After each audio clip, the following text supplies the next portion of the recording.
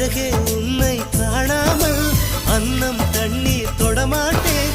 ஆகாயத்தின் மறுபக்கம் சென்றால் கூட விடமாட்டேன். உன்னை காணும் முன்னே கடவுள் வந்தாலும் கடவுளை தொழ மாட்டேன்.